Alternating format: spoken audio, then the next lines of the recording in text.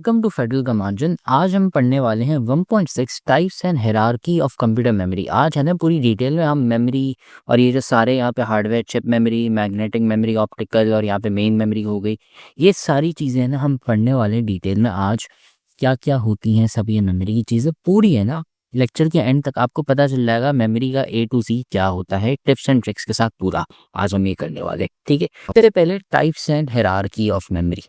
ठीक है, types of memory मतलब मेमोरी के अलग अलग किस्मात होते हैं। ठीक है, फिर हिरारकी का मतलब ये है जैसे कंपनी होती है, ये कंपनी में एक है ना आपका काम वाला होता है, फिर उसके ऊपर एक एम्प्लॉय होता है, फिर आप है ना बॉस को रखते हो, फिर आप है ना CEO को रखते हो। ऐसे ही अलग अलग बड़े बड़े किस्म के होते जाते हैं ना। अच्छा, एक है ना भाई सबसे ऊपर पे आपका भाई CEO है, फिर उसके बाद है ना एक मैनेजर आता है। वैसे ही है ना कंप्यूटर मेमोरी में भी है ना एक आपकी है ना मेमोरी की एक बॉस होती है। ठीक है, बॉस होता है एक मेमोरी का, वो है ना मतलब शहजादा होता है। ठीक है, बादशाह होता है। और उसके है ना फिर छोटे छोटे है ना फिर आ जाते हैं, थोड़े से गुलाम आ जाते हैं। ठीक है, और है ना थोड़े से पियोन आ जाते हैं। वो है ना ऐसे मेमोरी की हिरार्की होती है। ठीक है, तो अब ये पढ़ते हैं इन कंप्यूटिंग मेमोरी। ठीक है, इन कंप्यूटिंग, ठीक है यहाँ पे कॉमा आना चाहिए, कॉमा नहीं डाला। In computing comma memory refers to physical devices used to store programs. ठीक है, क्या हो गया, सीक्वेंसेस ऑफ इंस्ट्रक्शंस और डेटा ऑन अ टेम्पररी और permanent basis for use in a computer और अदर डिजिटल कंप्यूटिंग डिवाइसेस। बहुत ही लंबी की गई है, लेकिन मैं इतना बता दूं मेमोरी क्या होती है। मेमोरी सबसे पहले तो हम ये देखेंगे कि हमने डेफिनेशन पहले बताई, वापसी बता रहे हैं। ठीक है, फिजिकल डिवाइसेस क्या होते हैं, मतलब आपके जैसे हार्डवेयर हो गए। ठीक है, हार्डवेयर कौन से हार्डवेयर क्या करते हैं, प्रोग्राम्स को स्टोर करते हैं या डेटा। ठीक है, स्टोर करने का मतलब क्या, पकड़ के रखते हैं। ठीक है, याद रखते हैं। ठीक है, ताकि आपको याद ना करना पड़े, ताकि आपको बार बार वो चीज़ ना लिखनी पड़े।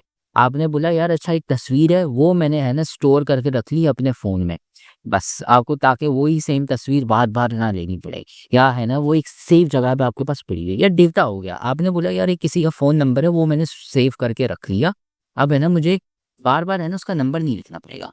ये होती है ऐसी चीज़ें जो आप स्टोर करते हो। और सबसे इम्पोर्टेंट बात, हमने इस चैप्टर की ग्रैंड टेस्ट का जो प्रैक्टिस टेस्ट है उसका लिंक हमने डिस्क्रिप्शन में डाल दिया है। आप डिस्क्रिप्शन में जाकर ये ऊपर पहला लिंक है, प्रैक्टिस ग्रैंड टेस्ट को यहाँ पे जाएं और सॉल्व करें और प्रैक्टिस करें। यहाँ से आपने अगर प्रैक्टिस कर ली, आपके एग्जाम्स के अंदर MCQs के अंदर 100% मार्क्स गारंटेड है।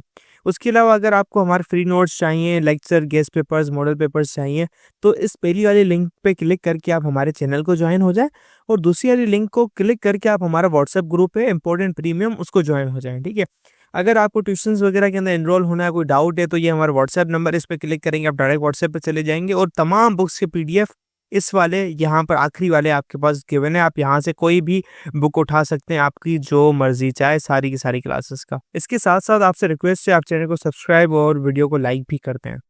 ठीक है, प्रोग्राम्स क्या होते हैं यार, सॉफ्टवेयर हो गए। ठीक है, जो सीक्वेंसेस ऑफ इंस्ट्रक्शंस, ठीक है, जैसे सॉफ्टवेयर अलग अलग किस्म के होते हैं। जैसे एक सॉफ्टवेयर हमने ले लिया कैलकुलेटर। ठीक है, कैलकुलेटर में क्या होता है, अच्छा आपने ये बटन दबाया तो ये होगा, आपने ये बटन दबाया वो होगा, ये नंबर लिखा ये होगा। ठीक है, ये सीक्वेंस ऑफ इंस्ट्रक्शंस होते हैं। प्रोग्राम्स आपको पता होना चाहिए अब तो कि होते क्या है। ठीक है, सिंपल ऑन अ टेम्पररी और परमानेंट बेसिस। इसका मतलब क्या है, इसका मतलब ये है कि आप है ना वो डेटा जो है, जो मेमोरी में आप स्टोर कर रहे हो, ठीक है, आपका जो हार्डवेयर है, मेमोरी है, उसमें आप जो चीज़ें स्टोर कर रहे हो, आइदर वो आप हमेशा के लिए रखते हो या सिर्फ थोड़े पल के लिए रखते हो। ठीक है, जैसे फॉर एग्जांपल हो गया अपने अम्मी अब्बू का नंबर, वो आप है ना ज़िंदगी भर रखना चाहोगे। लेकिन हो गया जैसे टेम्पररी में आप क्या रखना चाहोगे, टेम्पररी में आपने बोला अच्छा यार अभी है ना मैंने अपने है ना ग्रेड्स है ना मैंने एक है ना फाइल में लिख लिए, और मैंने बोला अच्छा ये है ना मुझे 1-2 साल के लिए चाहिए होंगे, फिर है ना मैं यार फाइल को डिलीट मार दूंगा, फिर है ना मुझे बाद में जाके वो ग्रेड्स नहीं चाहिए होंगे, बस अभी है ना मैंने बचा के रखे हुए हैं ग्रेड्स। ये एग्जाम्पल है। और भी चीज़ें हो सकती है जो आप कुछ वक्त के लिए रख सकते हैं तो टेम्पररी, और लंबे वक्त के लिए रखना चाहे तो परमानेंट। ठीक है, for use in a computer और अदर डिजिटल कंप्यूटिंग डिवाइसेस। इसका मतलब यह है कि जो चीज़ आप स्टोर कर रहे हैं वो आप किसके लिए कहाँ पे यूज करेंगे, फॉर यूज। यूज किधर, जो मेमोरी आप स्टोर कर रहे हैं वो आइदर कंप्यूटर में यूज होगी या फिर बाकी कंप्यूटिंग डिवाइसेस में। ठीक है, फॉर एग्जाम्पल आपने फोन नंबर किसी का सेव किया, तो अदर डिजिटल कंप्यूटिंग डिवाइसेस उसमें आप ले लें फोन ले लें। फोन में आपने क्या किया, अच्छा आपने है ना नंबर सेव कर लिया ताकि आप किसी को कॉल मिला सके।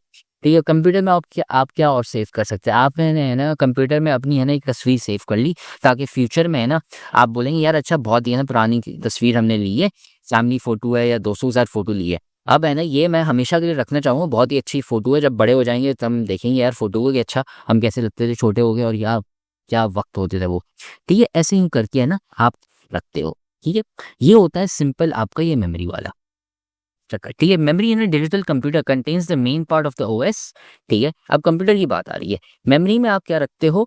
ठीक है, main part of the operating system and all application programs and related data that is being used. इसका मतलब ये है कि एक तो ऑपरेटिंग सिस्टम हो गया आपका। ठीक है, नंबर 1 ऑपरेटिंग सिस्टम आपने उसमें रखा। ऑपरेटिंग सिस्टम से क्या, अगर आपके पास सैमसंग का फ़ोन है तो उसमें एंड्रॉयड होता है, अगर आपके पास आईफ़ोन है तो उसमें मैक होता है, एप्पल होता है। ठीक है, ऐसे ही अलग-अलग ऑपरेटिंग सिस्टम होते हैं। ऑपरेटिंग सिस्टम क्या करता है, उसके बेसिस पे ही है ना आपका फ़ोन चलता है, आपका कंप्यूटर चलता है। अगर आपके पास विंडोज़ का लैपटॉप है, एचपी, डेल हो गया, उसमें विंडोज़ होती है। अगर आपके पास है यार नहीं मैं मैकबुक हूँ भाई, मैकबुक है मेरे पास, मैकबुक प्रो है, तो उसमें क्या होता है, उसमें आपका मैक ओएस होता है, मैक ऑपरेटिंग सिस्टम। फिर कुछ लोग होते हैं उनके पास लिनक्स भी होता है। ये अलग-अलग ऑपरेटिंग सिस्टम होते हैं, वो मेमोरी में होता है। दूसरा एप्लीकेशन प्रोग्राम्स, कौन से आपके सॉफ्टवेयर हो गए, और फिर रिलेटेड डेटा हो गया। ठीक है, ये चीज़ें होती हैं आपकी मेमोरी में। और मेमोरी ये यहाँ पे ना अलग-अलग है ना टाइप्स दिए हुए हैं। इनको हम ना आगे जाके नीचे पढ़ेंगे, एक-एक करके सब आएँगे। ठीक है, सबसे पहले हमें पता चलना चाहिए कि मेमोरी कैसे स्टोर होती है। कंप्यूटर जो होता है ना, कंप्यूटर अगर लेट्स से नंबर स्टोर करता है, ठीक है, नंबर्स की जब बात आती है, हम नंबर्स कैसे लिखते हैं? अच्छा एक कोई नंबर ले लिया 197, ठीक है, ये 197 कैसे आया? फेडरल बोर्ड के एनुअल एग्जाम्स का डर है, लेकिन ये नहीं पता कि तैयारी कहाँ से करनी है। दूसरी बात ये नहीं पता कि एग्जाम के अंदर सवाल का जवाब लिखना कैसे है, कैसे सेंटेंसेस को फॉर्म करना है, कैसे हमें फुल के फुल मार्क्स मिले। तो भाई घबराना किस बात से, हमारी बैच इसी प्रॉब्लम को तो सॉल्व करने आई है। तो आप भी हमारे बच्चों की तरह 97.8 परसेंटेज ला सकते हो, 98.27 परसेंटेज ला सकते हो, फातिमा की तरह, अगली फातिमा आप बन सकते हो। आप 505 मार्क्स ले सकते हो आउट ऑफ 520। अच्छा जी, कैसे?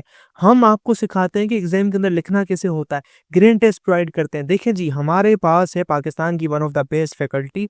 आप कोई भी सब्जेक्ट लेना चाहें, आपका जो दिल करे, आप सारे सब्जेक्ट्स लें, सिर्फ और सिर्फ 3000 रुपये में पूरे साल में। आपको एग्जाम राइटिंग मेथड सेशन दिए जाते हैं कि सवाल का जवाब लिखना कैसे, डिफरेंस वाला अलग क्वेश्चन, डेफिनेशन अलग, एग्जाम्पल वाला अलग, मैथ के सवालों का जवाब अलग होता है। आपको टॉपर बच्चों के नोट्स दिए जाते हैं, आपको फुल बुक के notes, question answers, live classes के अंदर कॉन्सेप्ट पढ़ाया जाता है आपको, और उनकी रिकॉर्डिंग्स भी दी जाती हैं। भैया और क्या चाहिए? अच्छा, और मज़े की बात, ग्रैंड टेस्ट से हमारा समझो पेपर लगता है। ये हमारा है केमिस्ट्री का ग्रैंड टेस्ट, इसका सवाल नंबर तुम नोट करो ये। तो भैया इस ग्रैंड टेस्ट में से आपके 3 सवाल लगे हैं क्लास 9 के केमिस्ट्री के पेपर में, इस साल जो नए सिलेबस से हुआ था 2025 के अंदर ग्रेड 9 का। तो इतने इंपॉर्टेंट हमारे ग्रैंड टेस्ट होते हैं, सारे आपको दिए जाते हैं। तो भैया देर किस बात की, इस नंबर पे कांटेक्ट करें और अभी रजिस्टर करवाएं। पे अगर हम नंबर्स लिखते हैं, हम नंबर्स कैसे लिखते हैं? आप है ना बचपन से पढ़ते आ रहे बेसिस होते हैं। एक होता है आपका 1, एक होता है आपका 10, फिर होता है 100।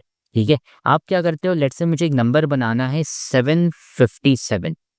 इसमें आपने क्या किया, आपने है ना 7 100 लिए, ताकि उससे क्या हुआ, आपने 100 प्लस 100 प्लस 100 करके 7 दफ़ा आपने अगर 100 लिया तो 700 आ गया आपके पास। ठीक है, तो आपने 100 के है ना सबने 7 है ना जुड़वे ले लिए। फिर आ गया 10, 10 के है ना मैंने 5 जुड़वे ले लिए। तो मैं 10 10 10 5 दफ़ा लूँगा, तो उससे मेरा क्या हो गया 50। ठीक है, कैसे 10 प्लस 10 प्लस 10, ऐसे 5 दफ़ा मैं लूँगा 10। ठीक है, फिर 1 है, 1 को मैं 7 दफ़ा लूँगा। ठीक है, तो इससे क्या होगा 1 प्लस 1 प्लस 1, ऐसे ही मैं 7 दफ़ा 1 लूँगा तो 7 आ गया। 700 प्लस 50 प्लस 7, इनको जब मैं ऐड करूँगा तो मेरे पास आंसर आ जाता है 757। ऐसे हमारे नंबर्स बनते हैं, ये हम है ना बचपन से पढ़ते आ रहे हैं। लेकिन कंप्यूटर को ये नंबर समझ नहीं आते। कंप्यूटर को हम शुरू से बता के आ रहे हैं आपको, सिर्फ 2 नंबर समझ आते हैं, 0 और 1। बस 0 और 1 समझ आता है। तो इससे होता क्या है कि हमने है ना एक ऐसा एक है ना नंबर सिस्टम हमने एक नया इजाद किया। हमने क्या बोला, हम लेंगे नंबर 1, 2, 4, 8, 16, और आप ऐसे ही डबल करते जाए। फिर मुझे एक नंबर कोई सा भी बनाना हो तो मैं है ना लिखूंगा 1 और 0। ठीक है, क्या मतलब, लेट्स से मुझे एक नंबर लेना है 2। ठीक है, मुझे एक नंबर लेना है 2। 2 के लिए मैं क्या करूंगा, 1 है, अच्छा यार 1 मुझे नहीं चाहिए तो उसको मैं 0 लिखूंगा, और अगर 2 है तो उसको मैं 1 लिखूंगा। तो कंप्यूटर के लिए अगर आप ये लिखते हैं 10, 10 असल में होता है 2 कंप्यूटर के लिए।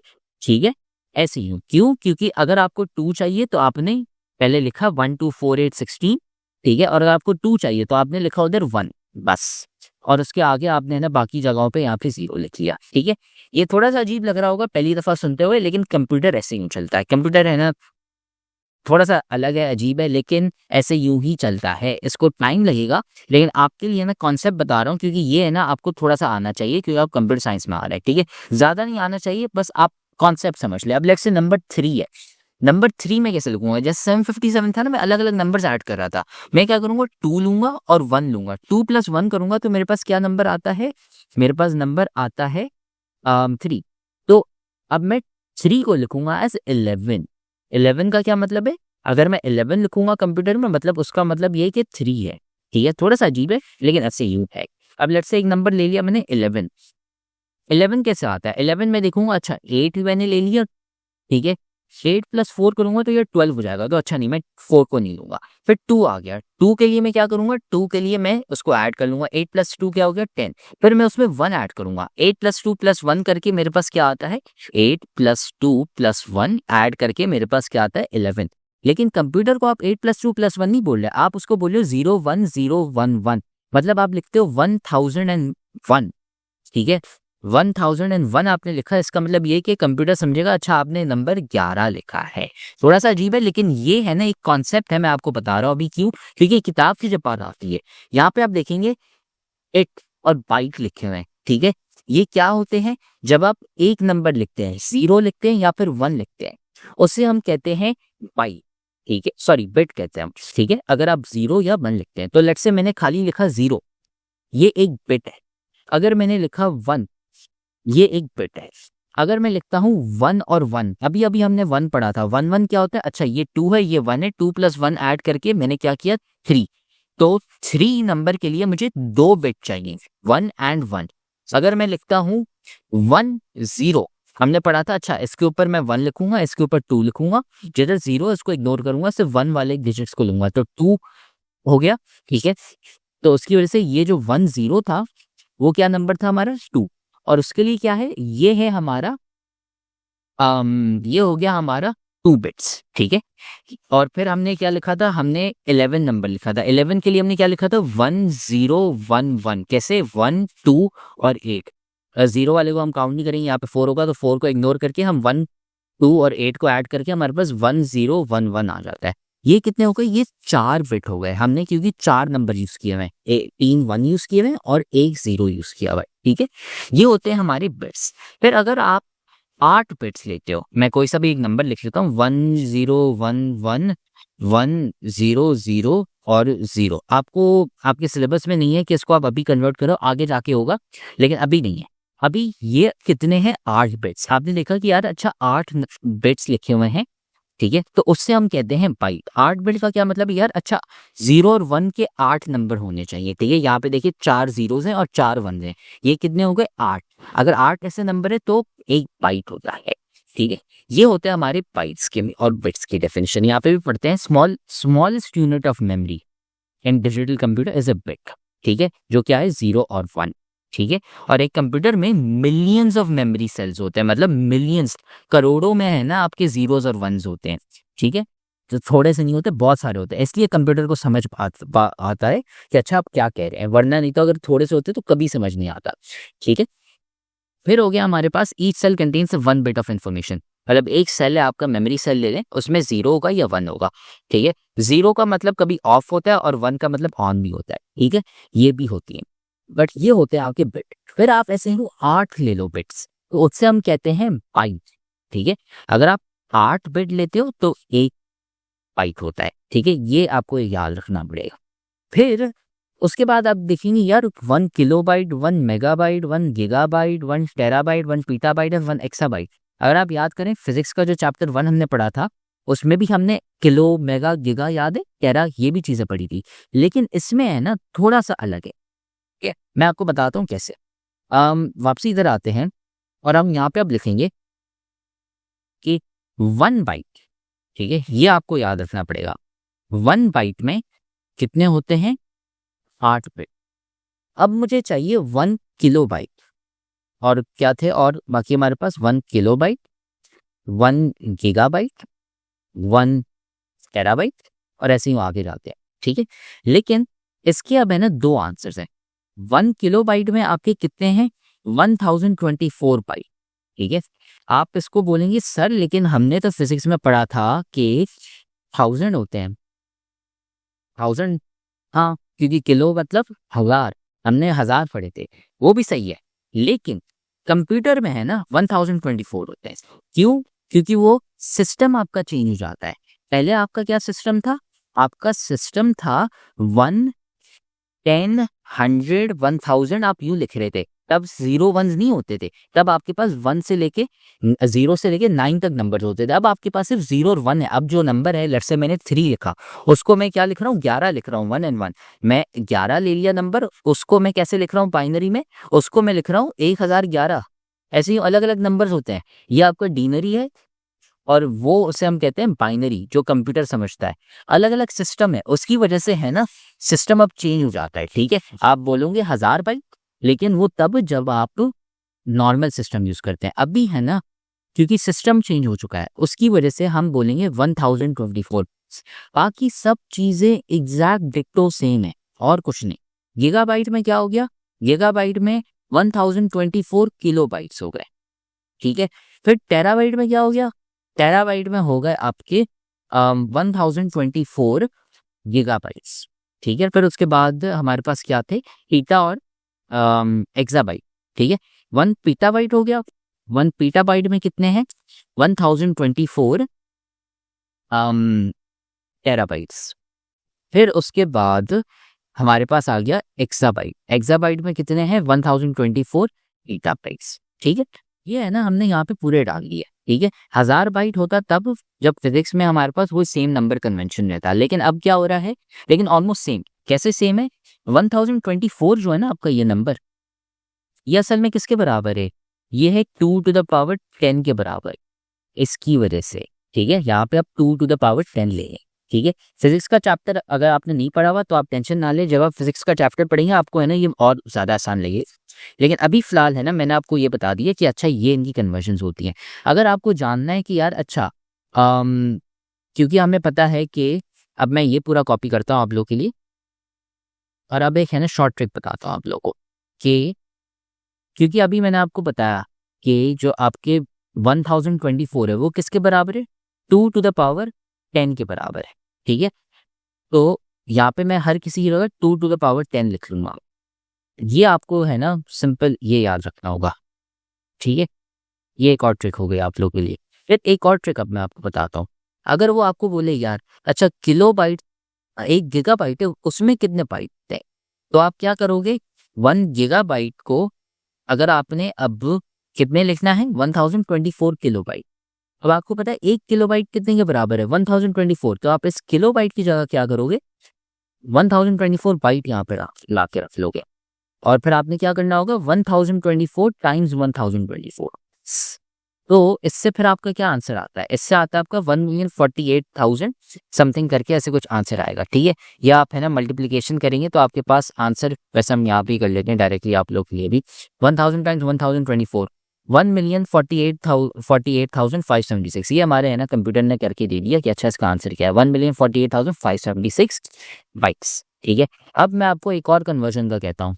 लेट्स से 1 टेराबाइट है, उसको मुझे किस में कन्वर्ट करना है? उसको मुझे कन्वर्ट करना है बाइट्स में। अब 1 टेराबाइट मुझे पता है 1024 गीगाबाइट के बराबर है। ठीक है। अब 1 गीगाबाइट किसके बराबर है?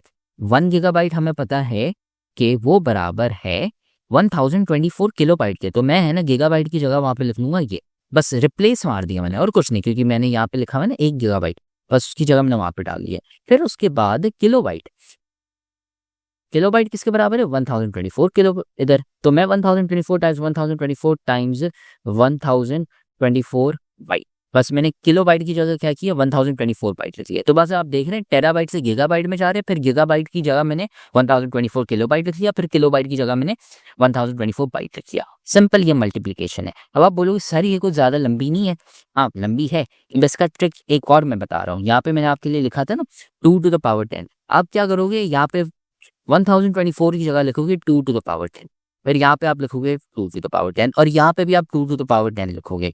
फिर जैसे हमने पढ़ा था हमारे मैथ्स के पहले चैप्टर में और साथ में फिजिक्स के भी पहले चैप्टर में कि आप इनको ऐड कर सकते हो। इंडिसेस का लॉ है, अगर आपने वो नहीं पढ़ा हुआ आप पहले वो पढ़ लें हमारे यूट्यूब से जाके, पहले है ना मैथ्स और फिजिक्स के है ना चैप्टर 1 पढ़ लें ताकि आपको ये है ना इंडिसेस के लॉ समझ आ जाए। इनको ऐड करके हमारे पास 2 टू द पावर 30 बाइट्स आ गए। सिंपल, ये भी आप सकते हैं। और अगर आप बुक में जाते हैं यहाँ पे भी आप देखेंगे, ये देखें 1 गीगाबाइट कितने के बराबर है, 2 टू द पावर 30 बाइट्स। ठीक है, ये है ना कैलकुलेशन यहाँ पे है ना मैंने आपको डिटेल में बताई कैसे होती है। ठीक है, आइदर आप रट लें ये पूरा टेबल, लेकिन आपको है ना फिर फ्यूचर में बहुत चीज़ें रटनी होंगी, इसलिए मैं बोलूँगा सीख लें कि ये वैल्यूज़ कैसे आती है ताकि है ना आगे जाके आप काम की चीज़ें रट सकें। इसके सवाल आएंगे, 2-3 सवाल आ सकते हैं या 1-2 सवाल आ सकता है, शायद सवाल आप आए भी ना, लेकिन आपको हो यार अच्छा कैलकुलेशन हमने ना फेडरल का मान्य से देखी है, हम भले याद करें ना करें हमें पता है यार आंसर कैसे कैलकुलेट हो जाएगा, बस सिंपल रिप्लेस मारना है हमने और कुछ नहीं। आपको बस ये याद होना चाहिए कि रिप्लेस मारना है और आपके पास आंसर आ जाएगा और कुछ नहीं। अगर आपको रट्टा मारना है you are more than welcome. लेकिन हम है ना आगे बढ़ेंगे मेमोरी वर्ड में, क्योंकि हमने आपको सारी ट्रिक्स बता दी है। मेमोरी वर्ड में क्या है, in computing the smallest amount of और size of data that a computer can process is called a memory word. Memory word क्या है, द स्मॉलेस्ट अमाउंट और size of data a computer can process, मतलब आपका जो process कर सके computer, जितना बर्दाश्त करे सबसे स्मॉलेस्ट अमाउंट, ठीक है, वो होता है आपका memory. It is a fix size piece of data handle as a unit by the processor. ठीक है, ये प्रोसेसर देखता है हमारा fix size piece of data. ठीक है, और the number of bits in a word is called the word size. ठीक है, जितने बिट्स होते हैं आपके पास, ठीक है, जैसे अभी मैंने आपको बताया था ये यहाँ पे number of bytes of bits. ठीक है, अच्छा यहाँ पे एक और चीज, ये बिट्स थे और ये बाइट्स हैं। एक बाइट में 8 बिट्स होते हैं, तो आप इसको मल्टीप्लाई बाय 8 करोगे फिर आपके पास बिट्स आएंगे। ठीक है, ये याद रखिए। देखिए हमने ऊपर अभी जो किए थे ना कि अच्छा नंबर 3 होता है, उसको हम अगर लिखते हैं तो वो 1 होता है, ऐसे ही करके ना आपके पास नंबर ऑफ बिट्स आते हैं, इसे हम कहते हैं वर्ड साइज। ठीक है, वर्ड साइज जो हमारे यूजुअली कंप्यूटर में होते हैं उनके क्या होते हैं 16 टू 64 बिट्स होते हैं। ठीक है, depending on the size of computer, जितना बड़ा कंप्यूटर होगा तो भाई उतने ज़्यादा बिट्स होंगे। ठीक है, a computer that has a bigger word size, ठीक है, can transfer more bits into the micro processor. इसका मतलब ये कि जितना बड़ा आपका कंप्यूटर है तो उतना बड़ा आपका माइक्रो प्रोसेसर है, तो उसका मतलब है वो ज़्यादा और चीज़ें प्रोसेस कर सकता है और उससे ना वो ज़्यादा स्पीड का होता है। वही तो है ना, आपके जितने बड़े कंप्यूटर होते जाते हैं तो वो ज़्यादा चीज़ें प्रोसेस कर पाते हैं। सिंपल ये लिखा हुआ है यहाँ पे और कुछ नहीं। ठीक है, अब आप यहाँ पे देखिए, आपको ये चीज़ें डेफिनेशन यहाँ पे याद करनी होगी। आप ये डेफिनेशन रट्टा मारेंगे या ये कैलकुलेशंस रट्टा मारेंगे, जिसको दोनों मारने सही है, अभी और भी चीज़ें आएंगी। ठीक है, लेकिन जितनी ज़िंदगी आप आसान कर सकते हैं अपने के लिए आप वो करिए। ठीक है, फिर वर्ड साइज वापसी वही आ गया, number of bits that a computer CPU can process. ठीक है, और manipulate in a single instruction operation. वही प्रोसेस का मतलब क्या है, वही manipulate in a single instruction operation, वही होता है। ठीक है, और कुछ नहीं। फिर उसके बाद the word size of a CPU is a fundamental characteristic of its that affects its performance and capabilities। CPU जो आपका होता है ना उसके अलग अलग साइज होते हैं, जैसे 32 बिट का हो सकता है, 64 बिट का भी हो सकता है। ठीक है, तो 32 बिट क्या है मतलब, अच्छा इसका साइज है वो 32 बिट्स है, मतलब एक वक्त पे 32 बिट्स है ना ये प्रोसेस कर सकता है। ठीक है, 64 बिट्स का क्या मतलब है, अच्छा वो एक वक्त में 64 बिट्स हैंडल कर सकता है। 32 बिट और 64 बिट्स का क्या मतलब है, एक बिट क्या होता है 0 या 1, आपने लिखा यहाँ पे 1011 और फिर 1 लिखा, ये कितने हो गए, ये 5 बिट हो गए। ऐसे समझे 64 है ना बिट्स आपके पड़े हुए हैं लाइन में। ठीक है, ये होते हैं आपके वर्ड साइजेस बस।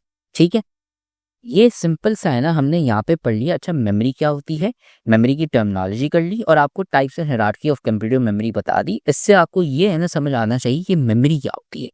अब आगे जाके ये जो हार्डवेयर है ना, chip memory, magnetic memory, optical memory, ROM, RAM, volatile and non volatile, ये हम है ना अगले लेक्चर में करेंगे। तो अगले लेक्चर में है ना हम ये पूरे हार्डवेयर कंप्लीट करेंगे। अभी आप बस ये समझ ले मेमोरी क्या होती है, मेमोरी के सिस्टम क्या है, टाइप्स, हायरार्की, कैसे कंप्यूटर सिस्टम चलता है, मेमोरी क्या होती है, मेमोरी वर्ड साइज, ये आपको पता होनी चाहिए ताकि आगे जाके आपको हार्डवेयर समझ आए।